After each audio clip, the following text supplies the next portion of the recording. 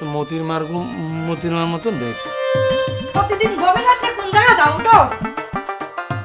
আপা ফোন দিছে, আব্বা আসতেছে, তারপর দেখা হবে। আমার শ্বশুর যে পাগলের পাগলে যে আজকে কি করবে নি।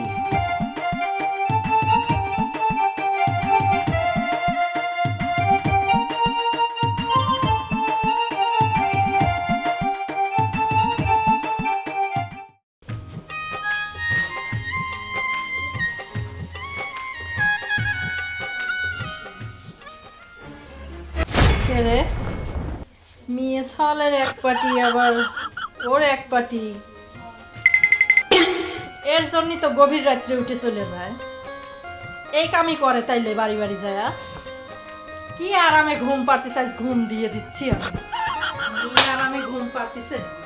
ওই এরা ঘুম কি ভাঙতেছে না? হ্যাঁ কি হয়েছে? প্রতিদিন গভীর রাতে কোন জায়গা যাও তো? কি ঘুম পাড়তেছে, এটা কি দেখতেছি?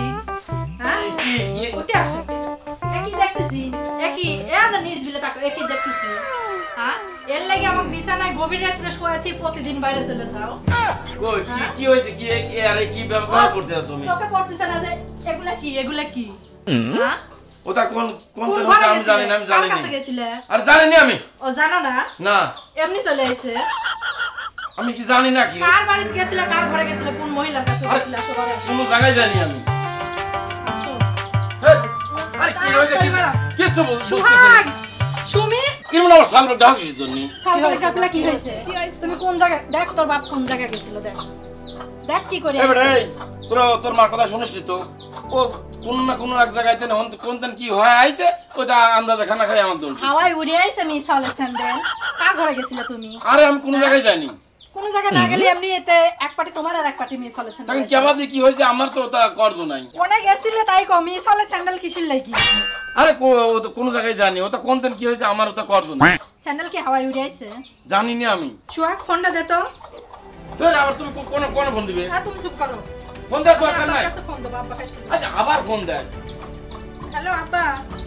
কইতে দরকার নাই সব কথা। আচ্ছা ছোট একটা জিনিস নিয়ে তুমি খানা খাই আনা আব্বার কাছে বলছো। আব্বা তুমি তাড়াতাড়ি আসো তো।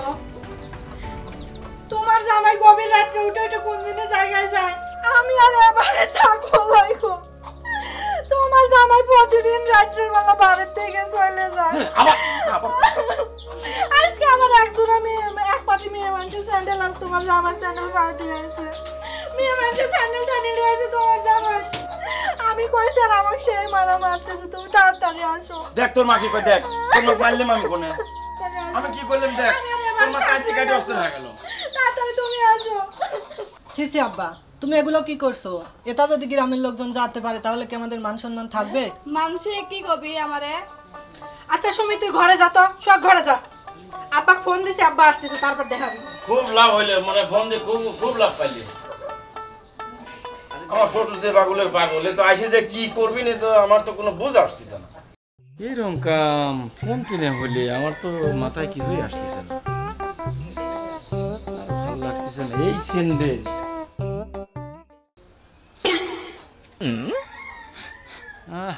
এই তো মতির মার মতন দেখতেছি। আমার যে আজকে কপালে কি আছে আল্লাহ জানে। আমার শ্বশুর যে পাগলের পাগলে যে আজকে কি করবে নি, আমি তো কিছু বুঝতেছি নি। আল্লাহ তুমি এটা কিছু করো। এই বাচ্চা বাড়ি চল থাকি, এই ফাটগুলি লাগা দে না ফালাই দে। এই জিয়ারান যাইতাছি, দুই দিন পরে পরে আবার এই যে সালিশ কর লাগা জিয়ারান যাইয়া। কে রে তোর কথা আবার দিয়ে আবার এত কথা দিয়ে কি দিগা? হ্যাঁ আর আমার বুইরা কা আবার না কদিন পরে পরে সালিশ যাইয়ে কে লাগা? আমি জিয়ারে ফাতি গা হইতাম না। আর দলই ফরমু দিয়ে দে। সুদির ভূত একটা দিয়ে দে, আবার জীবন দে শেষ হয়ে জীবন দে পর আমি সালিশ করলাম। হ্যাঁ আমি এত যাইতাছি দেহি সুদির ভূতে জ্বালাইবো আমার আর কত বুঝি হয়েছে কি, তারপর আমার জ্বালান লাগে। হ্যাঁ আরে যাই দিলাম কি একটা অশান্তির মেয়েতে পড়লাম। ভিডা বিয়া দিয়ে আমার অশান্তি হয়েছে জানো। মানে অশান্তি ওরা জামাই 2 দিন পরে পরে মেয়ে ফোন করে, দেখ তোমার জামাই এমন জ্বালানি জ্বালায়। ওরা আমি কি করি কখন দিই। ও আন্টি কে বাজে যেতেছ? হ্যাঁ হ্যাঁ আচ্ছা তাহলে তুমি যাও, আমি যাইতে। দেখি আমার ভাই যাইতেছি দেখাই। হ্যাঁ করে এ তুই কান্দস কে লিগা? এই বাড়ি আসল দেখি তোর কি 2 দিন পরে পরে তখন কি হয়? হেলবেল তোর বাড়ি না করছে আমি বিয়ে না তাও তোর মা জোর করে বিয়েছে ওরা জামাই দেখতে হয় না কে রে দুদিন পর তোলে আবার সাইজ করলাম কে লিখাইয়া হ্যাঁ আব্বা তুমি আইছো আইসি আমি তোর লইয়ে যাবো না একবারে তোর আর থুয়ে যাবো নাকি তুমি বিয়ে না করছিলে আম্মা খালি এই বিয়েটা দিয়েছে আমি জানি কি যে হারাম দাদা জীবন ভরা জ্বালাইবো দেখো কি করছে তোমার জামাই আরে তাই তো দেখতাছি একটা মেয়ে সালা স্যান্ডেল লেছে আর একটা ওর স্যান্ডেল আরে তোরে বিয়া দিয়া জীবনটা বড়ই আমার অশান্তি গেল রে আজ আর তোর থুয়ে যাইস না আমি আজ তোর লই যাই জামাইছি আমিও চলে যাব তোমার আর তোর সাথে নিতে আমি আইছি না না আব্বা কাজটা কিন্তু ভালো করে নাই। এটা তো দেখতাছি আমি তোর মায়ের বিয়া দিয়ে হইতো মনে করছে এই আমার এই অশান্তির বাইরে দিন গেল বুঝলি আজ যেমন তো আবার সালিশ করলাম আজ আমি তোর মায়ের লইই যাবো আমিও চলে যাব আব্বা আমি আর এ বাড়ি থাকবো লাইকো আব্বা আসলে আমি করলে এইটার সম্বন্ধে কিছু আরে জানি না তুই তোমার তো দেখতে যাবে আবার বিয়া দিয়ে ঠাই দিবি তোমার ভুল তো জীবন মরে হইতেছে সেটি তোর কি আছে লইলো আর তুই যাব না এই আমার ভাত খাওয়াইতাম না তোর লই আমি বাড়ি দাম গলে 2 দিন পরে পরে আমি তোর লাগিয়া আমার দৌড় ভেয়ে আউন লাগে আব্বা এবার করার মতন আমাকে ক্ষমা করে দেন আমি আসলে জানিই না কিছু কিভাবে কি হয়েছে একটু বোঝার চেষ্টা করেন এই তাই ধরল এইসব কথা মেলা দিন ধরে আমি শুনতাছি 2 দিন পরে পরে আবার বিয়া দিয়ে সালিশ করার লাগে আচ্ছা তোর নানা আইছে আমি তোর নানার সাথে যাই তোরা থাক তোর বাপে গিয়ে থাক না তুমি না তুমি যাও না। না ছাড় আমার তোর বাপের কাছে তোরা থাক যা আব্বা আমার কোনো আসলে দোষ নাই আপনি বলে আমার ভুল বুঝতেছেন আরে দোষ নাই এই আয় তাড়াতাড়ি আয় চলো তো আব্বা তুমি যে কত বেলা এটা আমার সিনে আছে তোমার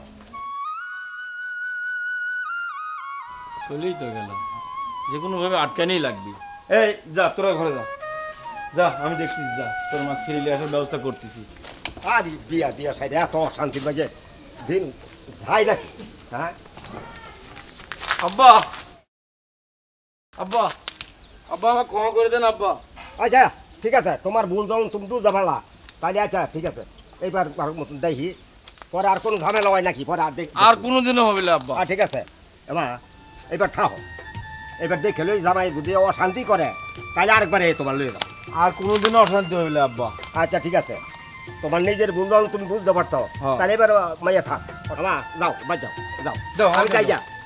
যাও আচ্ছা ঠিক আছে এবার দেখি তো যাও